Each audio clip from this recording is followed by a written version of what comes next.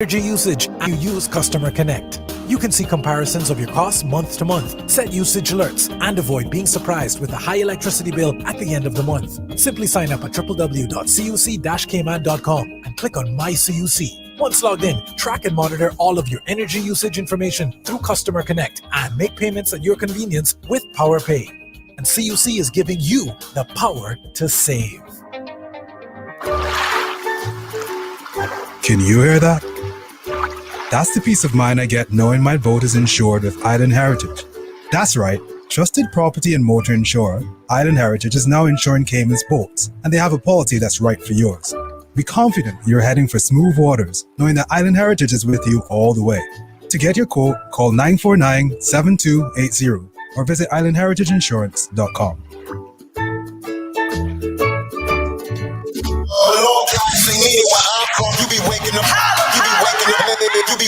Renegade, Bubbles, intern JJ. It's the AM Star Morning Show. Mornings are lit.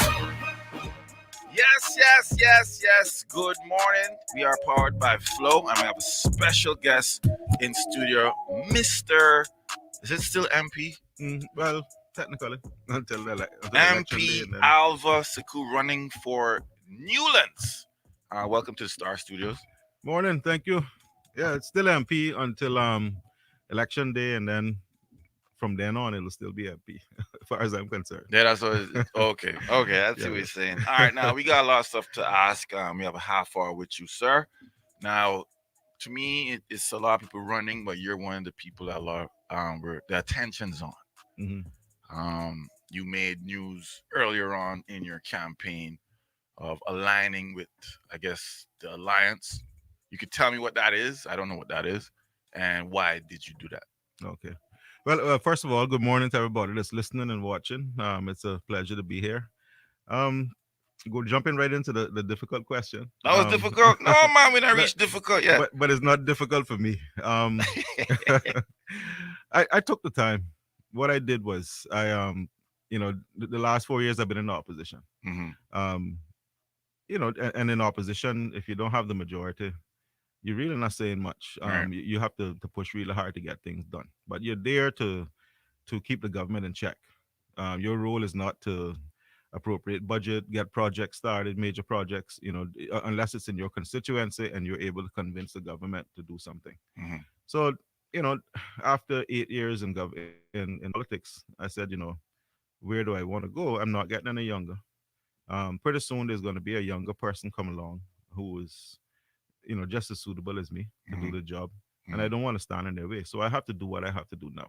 Okay. So I started to think, maybe some people might say that's selfish thinking, but I'm thinking for my constituency, what is best for them. So I took the time to really think about it. I told my opposition colleagues I wasn't going to I told the leader of the opposition, I wasn't going to form in a group in with him and the rest of the opposition members. I was going to take my time, go to my constituents and make up my mind what I would do.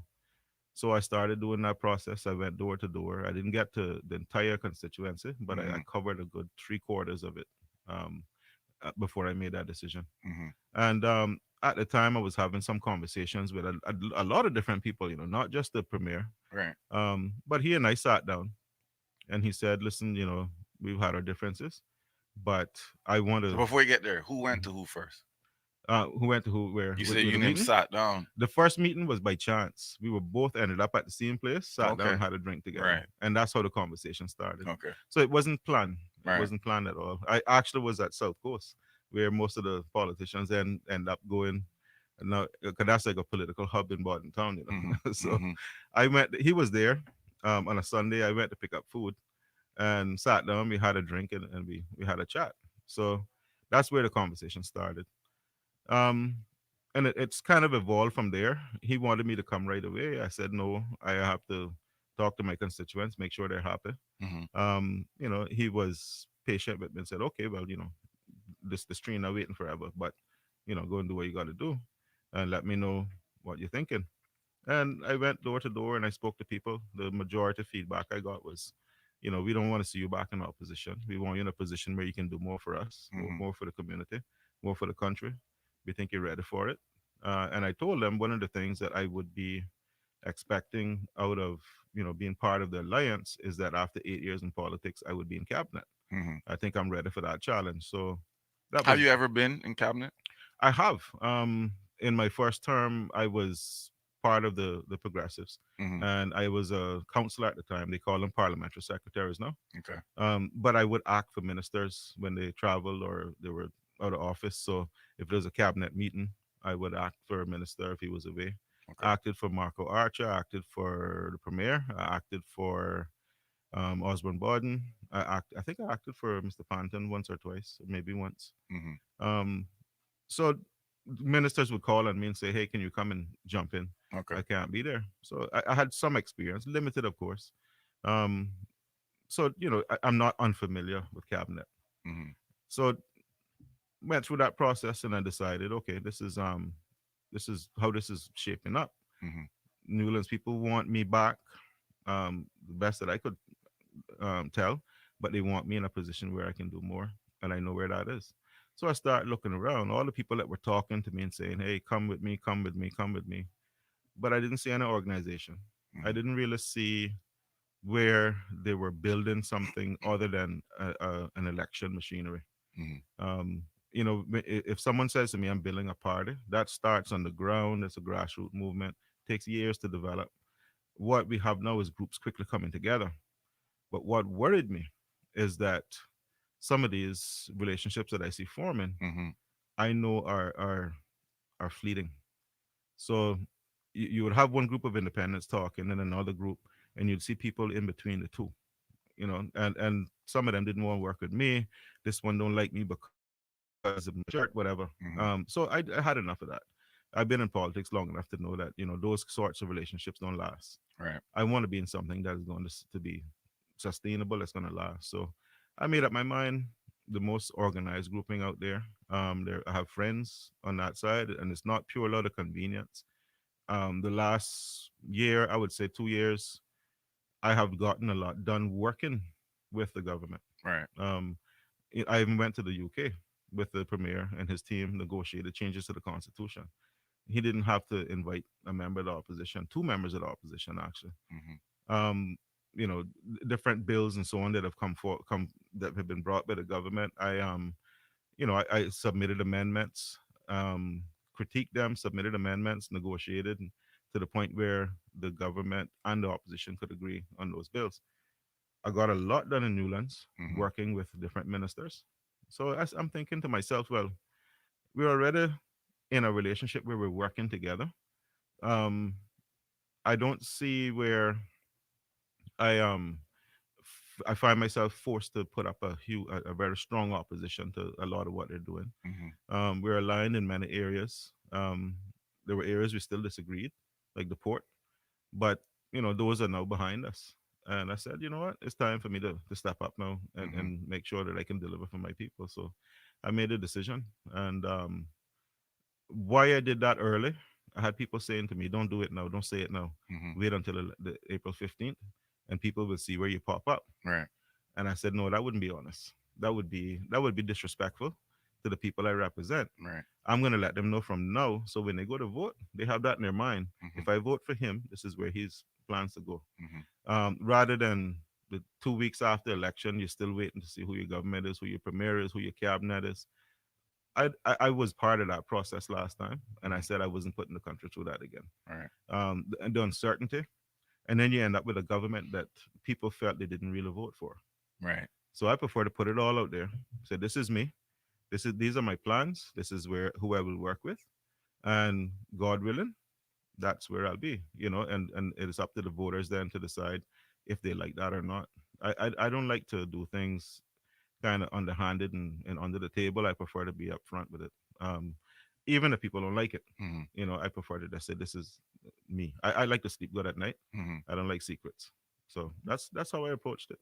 All right. Some people said I was taking a gamble and so on, but it's not really a gamble because I took the time to speak to a lot of my constituents Hmm. to make sure that they understood why and made sure that they were in support of it. And large number are. You can't please everyone, Hmm. but a large number understand.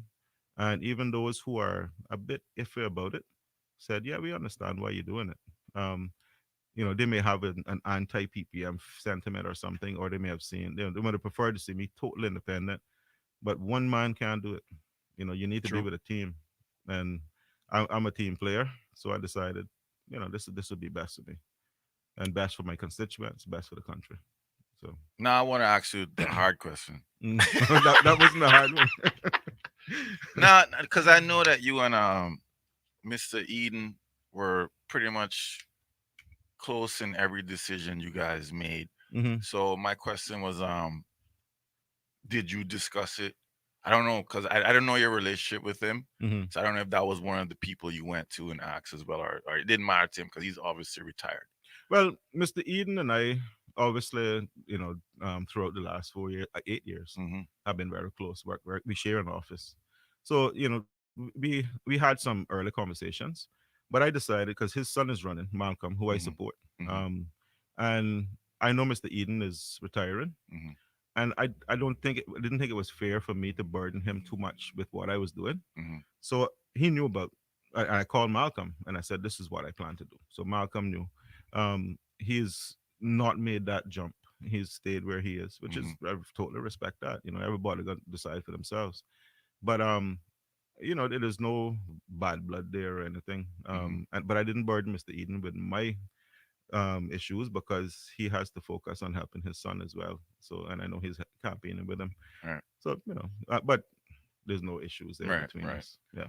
All right. For those that can't make the meetings, obviously you guys are. It's the alliance, as you said. You're doing more group meetings now. Hmm.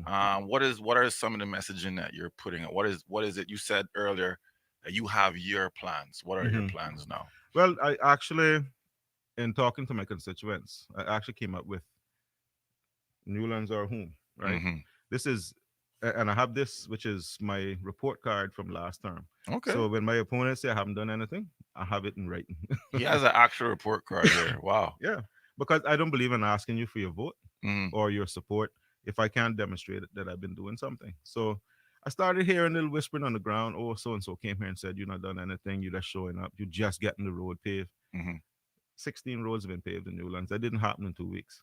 That's been ongoing. Hmm. Flooding issues have been fixed. Security has been improved. So I've been working the whole 4 years, but I said, let me put it in writing, Hmm. because these guys are out there trying to build up themselves, and they do that on somebody else's back. They can't come with their own track record, so they jump on your back and try to push you down and say, "Oh, he not done anything." They stomp you into the ground, Right. and they're not telling the truth. They're being very untruthful. So which one have you So, heard that you know you've definitely put that sweat in to get to achieve? which achievement? Yeah. Which one you Well, proud of? I the, mean, I know the you're one, proud of all of them, but which one where you heard they said that you weren't responsible for that? well, flooding is a big one. Hmm. So, according to some of my opponents, they need more drains. What I discovered early, drains don't work in all parts of Newlands because it's so low lying. Water Hmm. comes up through the drain. What we did, we had the king tide flooding issue down in Hmm. the north sound area. We would have seawater coming up people's yards, in the road. I have a lady that lost a car. It rusted to pieces in her yard. Wow. She had to replace her car. That's how serious it was. Um, Minister Hugh and I got together with NRA, their engineers, and we devised a solution. Did some resurfacing of roads, raising certain areas so that the water flowed somewhere else. Hmm. Now, that's not a complete solution, because when you add climate change to that, it's going to come back. Right. But the alliance has sat with me and said, okay, what are the things that are important to you? Climate change. So we have a climate change plan that we are going to implement as well, which is going to require changes to the planning laws, changes to how you build, where you build, if it's close to the water, how we fortify the shores to make sure that we don't get this sort of flooding Hmm. continuing. So that was a big one that I managed to get resolved. Ongoing things like the street lighting, speed bumps, all those things just Hmm. happen naturally now. When there's a need, they get put in. It may be a Right. little delay Right. because those departments have to deal with everyone. One big thing that my opponents are talking about is these LPP, land for public purposes, parcels that are in the private developments like Hmm. the Frank Hall homes. Yeah. They're talking about fixing them up so that they can be used as parks, which is a great idea, except when you're in government, you can't spend government money on private property. Mm-hmm. Those parcels all belong to the Frank Hall developers. What I did was met with them and said, listen, would you transfer these to government? Because I had actually had a project ongoing with some University of West Indies students who wanted to develop the parks with a youth focus on sports and focused on, keeping youth out of trouble, at-risk youth. So it would have been more than just a park to sit in and enjoy the breeze. It would have been something more productive for young people. COVID came along and stopped that initiative. Mm-hmm. Everybody, we had to shut down. What I've done now is gotten Frank Hall to agree to transfer those parcels to government. The first one is being done now. Mm-hmm. So from that point on, I can then use government resources to fix up the park, plant trees, upgrade equipment, put in basketball court, all that sort of stuff. But you know, some of my opponents are talking about, oh, they're gonna do it. Um, but how are you gonna do it unless you're gonna use your own private money to do it, which is one option. Mm-hmm. I don't have that luxury, but and neither do most of the other people in politics. But if government has the resources, let's work on it as a government and get it done. So that was my part of the one of the things that I did. So and I mean, East Villas, a new development, they actually had an issue coming out of their road where they would have to turn left, go down the bypass, make a U-turn into oncoming traffic in the morning, the intersection of the bypass and Hurst Road, Mm-hmm. come back up, extremely dangerous. All I did was get an NRA to just put a shortcut across the bypass. So when you come out of their development, they go straight down, turn right, and go to work. Things like that just happen because you see the need, you discuss it with the government and say, "Can we get this done?" And it gets done.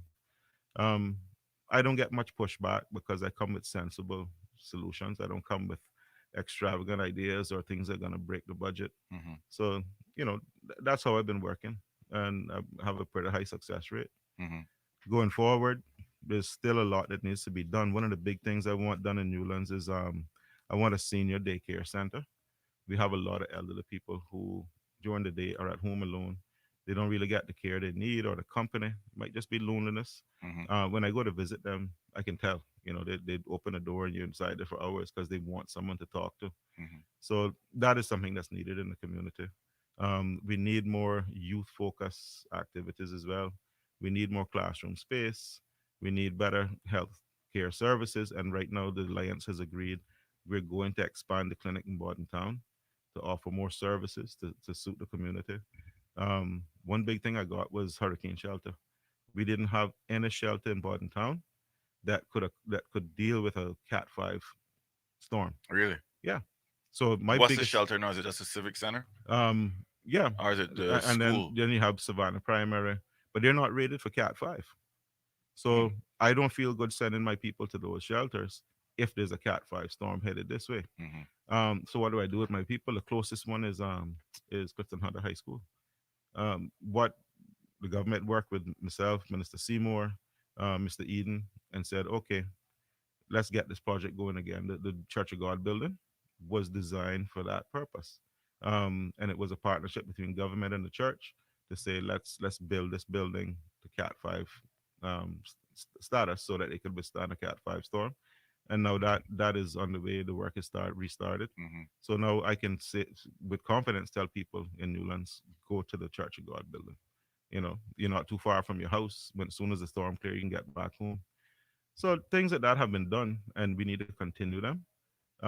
Policing, there's a need for more policing, but we've actually enhanced a lot of the patrols. We have more police on the ground. We have the community officers who are focused on community building, not just arresting people. Mm-hmm. The CSOs, same thing. They don't have powers to arrest you.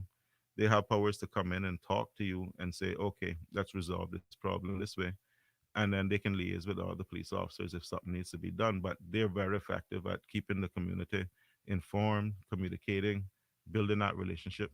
I've supported that wholeheartedly, and I've seen the difference it's made. So I've been busy. When my opponents say I haven't done anything, I have Right. been extremely busy. Now I know you're one of the few candidates that focus on the youth. Hmm. I know that you've from the last 8 years you've always aligned. So what are some of the the big situations facing the youth that you think that is being ignored? I wouldn't say it's being ignored. I'll say we haven't dealt with it properly. We still have an employment issue with younger people, Hmm. but and I'm of two minds because I spend a lot of time thinking and looking at the issue. Right, we have those Caymanians, young people, who have gotten the credentials, the education, and they still can't really find suitable employment. That means that something wrong is wrong with the system, right? We built up a reliance on cheap labor, and my concern is that our young people are being forced into the cheap labor market. Hmm. So the jobs that they're competing for are cheap labor jobs. It's a simple solution. You need to simply have policies in place to say no. You can't expect a young Caymanian to compete for cheap labor jobs. It's a policy decision. But what they've done is created the work department with the job seeker database, which was something that I started in 2014, I think it was. That purpose of that is to have a one-stop shop for jobs. Hmm. So all the jobs in the Cayman Islands supposed to be listed in that database. So All the the right word, Caymanians supposed to. supposed to. All the Caymanians who are looking for employment should also be listed in that database, and it's supposed to match them up and say, okay, this person has this vacancy. You have the skills. Here's your interview. Go talk to them. It isn't quite working that way yet, but Why? I don't know because I haven't been that involved in the past couple of years. Right. But I know that the whole system has been revamped. One of the things I want to do is get it and get that finished. I started it along with Minister Rivers years ago when Hmm. when she had me working with her in labor, and the initiative was started. I think it's just a matter of finishing the process. Hmm. Right now, I mean, what it called for was that every job mandatorily be listed in there. I don't think that that's happening just yet. Um, Regardless of where else you advertise, your job is supposed to be listed there. Hmm. Simple solution, and that way, job seekers will have visibility of all the jobs. Um, but on the other hand, there are processes in place that identify young people who are seeking work, seeking employment, but don't may not have all the skills they need. Now we're good at identifying, yeah, you don't have the skills for this job, but we're not good at saying, here's how we're gonna fix that problem. Hmm. And that's the next step. That is where we need to focus on training and education. So young people who show up in that database that are lacking the skills, need upskilling. Um, we need to provide the training. We need to find a solution, a source for that training, whether it be technical and vocational, if they're going to go to a trade school or they want to learn a trade. Hmm. If it's not available here, let's give them a scholarship, let them go and do it. A year and a half, whatever it takes. Um, Formal education as well, college degrees and so on, if they need that. Or it may just be that someone needs a little refresher course in certain aspects of working in the labor force. It may not be a full blown trade certification, but it might be customer service. It may be that their communication skills are not great. So things like that need to be available quickly and Hmm. at no cost. That's my take on it. Because we're building this country, we need to build our people. If we don't do those two things together, we're going to continue to have these problems, and that's the approach you have to take. My question is, say we pull that off. You have great policies. I'm not putting this on you alone. I'm Hmm. saying great policies are there. It's not being enforced. They finally start getting enforced. We have zero unemployment. Say we reach that point, Hmm. and then we go to the grocery store. We go try and get a piece of land, and the cost of living is extremely high. Yeah, it is. So It is.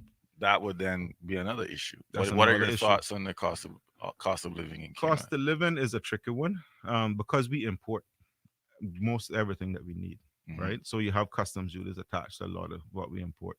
Um, that leads to the first solution. Let's become more sustainable. Let's start to introduce new industries Hmm. so that we don't have to import everything. We have good farming initiatives started. Let's boost that. Let's give support to the farming. Let's create a fishing industry. There's no reason why we can't create a sustainable fishing industry. We actually have the rights to waters that are around us Hmm. that we've never claimed. So what we have happening here between here, Cuba, Jamaica, Honduras, There are waters that, through the law of the sea, that were designated to us. Those are ours. We can patrol them, protect them, and exploit them. What has happened is we haven't cleaned them, so we have other countries coming into those waters, catching seafood, fish, and bringing it here and selling it to us. Let's take it over. We have how many young Caymanians out there that would love to be on the water fishing, Hmm. and doing it for a living? That's where we need to go. We need to be more creative in our solutions. I know some people say, "Oh, those waters are dead and there's nothing there." I don't believe that, because we're catching they're catching the fish and bringing it here and selling it to us. If we do it in a sustainable way, it will continue. We won't deplete it. We'll be responsible with it. But it's a way to introduce a new industry. Um, Import Judas. We need to be careful when we say, "Oh, we'll just cut Judas," Hmm. because when you cut Judas, you cut government revenue.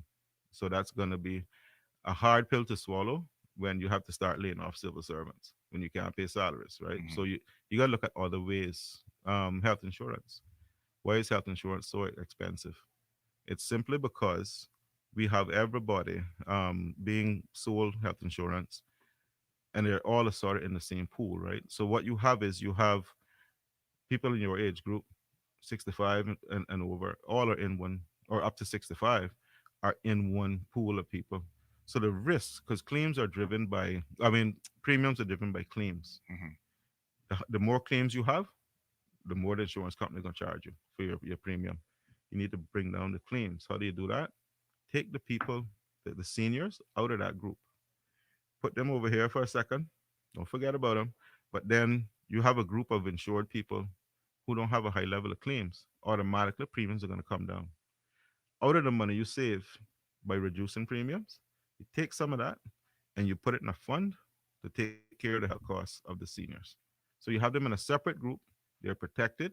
And about it, as soon as you hit 65, you go into that group. So you're guaranteed health insurance for the rest of your life. It's funded by the healthy people, but they're still saving money because their premiums went down. Hmm. Simple solution, and it's not unique. I didn't make this up. This is how you do it in other jurisdictions. But we haven't ventured into that. I keep hearing people say, "Let's just make Cineco the universal health insurance provider." Um, Sounds like a good idea, but it's going to put all insurance companies out of business if you do that. The insurance companies would love to give us their 65 and overs Hmm. and know that we're going to manage them separately. They would love that because they can reduce premiums, become more competitive. But if you you have to be careful when you say give everybody to Cynical, because then the health insurance companies here who hire Caymanians, have them employed in their business, are going to start downsizing and laying off. Okay. So you have to be sensible with what you come with. My only thing is, obviously, if we're used to paying $10 for something and it's brought down, we'll still be paying. It just be the person bringing it in, just make more profit. Well, here that's the thing. You need consumer protection because I see it too. Government goes to every length to reduce duty on something, Hmm. but the price don't change locally. Why? Because there's nothing in place to say you can't continue charging that price for that. Right. It's unfair. Even with off reg, where off reg is supposed to monitor fuel suppliers, they can look at their pricing data Hmm. and say that's unfair. But we didn't put anything into the law to say off reg can say to them, but reduce your price. That's the next step. So we need consumer protection all around, so we can bring down the cost of utilities. We can bring down the cost of telecoms. All of that can be done in a controlled way, not through price control, but consumer protection. Because I don't Hmm. believe in price control. I shouldn't come into your business and tell you you have to charge X for that product. I don't believe that that's my role as government. Hmm. But what I can come in and tell you is you being unfair with your pricing. You need to do something about it. If you don't, then I'm gonna deal with you. Right. That's how you approach those Okay. things. All right. Time is up, but you want to tell people when your next meeting and all that, how to reach. Yeah. I actually have a meeting tonight. It's an alliance meeting. Myself, Minister Seymour, Vincent. Hmm. It's at down in on Leeward Drive in Newland. So all the way down by the boat launch. Hmm. There's an empty lot to the left as you get down there. That's I where we'll hope be you got set up. mosquito spray. We gonna try to get the plane out later on today. It's been a little windy, so I'm hoping it'll keep the mosquitoes down. But Hmm. don't worry, we come armed with off and everything Okay. there, so Okay. we're good. But that'll be 7:30 tonight. The premiere will also be there, Hmm. and I'm gonna be talking more about my Newlands plans. they will be talking about their plans for their constituencies. So it should be a nice meeting. And then of course I have my final rally coming up the night before election. That is at ICCI. I want to invite everybody to come out to that as well. That should be That will be you alone, or is it still no, we're all gonna have rallies in our individual constituencies. okay? Because nobody wants to leave the constituency on the Right. night before election, Right. right? So we're gonna all have a rallies. What we're trying to do is use technology and try to link up the meetings so that John can speak at my meeting, I can speak at his from mine, but the technology sometimes it doesn't work. So we're trying to get that to Right. see how that will work. So but it should be a fun night. The rally should be a fun night. It's less about campaigning and more about celebrating and building up the momentum. So that's we're planning a really fun night for everybody Okay. for that last meeting. All right. Thank you, Mr. Suckoo. It was pleasure interviewing you. You answered the tough questions. Anything else you want to say, Freely? Well, vote for me, number 4 in Newlands, and number 4 Alva Suckoo on the ballot. I think I have proven myself. I have a proven track record. People know me. They know who I am. I haven't changed. I didn't need a consultant to tell me where I went wrong. If I went wrong, I've corrected those things myself. I don't have to come back pleading with the constituency to say, forgive me. I wasn't there. I was there all along. They know me. So, I'm asking for 4 more years to continue my work and continue making the lives of the people in Newlands and the country better. All right. Thank you, man. Have a good one. All right. Aim Stop Marshall, powered by Flow. Be right back. Waking up every day, waking up every day.